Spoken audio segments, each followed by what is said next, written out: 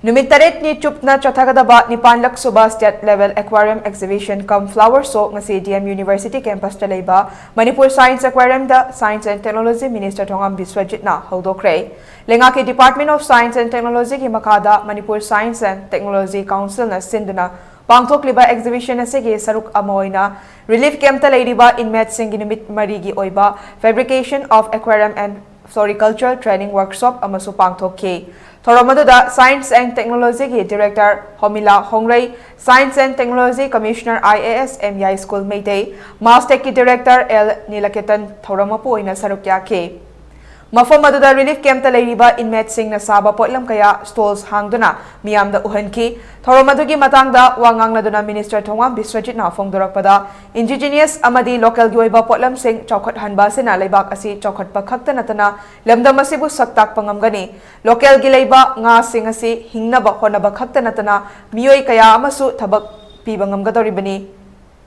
Lamdam asida seasonariba mapaldagi pusilakpa potlam sing asi Manipur dasu adumak saba yai hiram asida hena chaokhatnaba laukhatpa yaba thabak thoram khanaraba matung athuba matamda paikhatlagani hairaduna hojik lamdam asida thokliba irang asige waroshin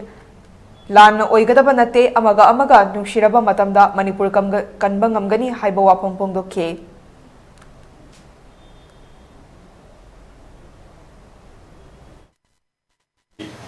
Inmate singsta kuna kamatau karam na makhoida karigumba training impart to gire har kanda makhoina socio economically makhogi lariba punsi marel sita makhoina mafam amada lairega su mafam amada lairega su karigumba khardang makhogi lariba development amadi changes lagana bagi wakhalon da orsu nuaina bagi khogi wakhalon galona na koi matam khudi makta koi science and technology department na koi master tagi oiro ganatana koi science and technology department gi saruk tagi koi na lairiba tuan ba training haibadi koi sinatana mamang da su koi lairiba inmate singda training ka rakhi khe duga hojik su koi lairiba food processing gi duga tuan ba koi bag making duga koi bakery gi lairiba duga mainly koi na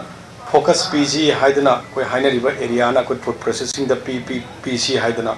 koi na mioi basi koi siang na rakanda Shedano fees the P Amana, Adam I Shagati, Shepoya, the Sana Naba Hybrid Makal Makil, Loenamak Punamaki, Atam Kudimakta, Tuan Bachaning Manina, Machiki Tuan Bas Hemal, Harakanda locally, or Posi promotion Tawakanda Equina, a train in Messing training Piraga Makal Makagi training, Chathar Edu Chathagi.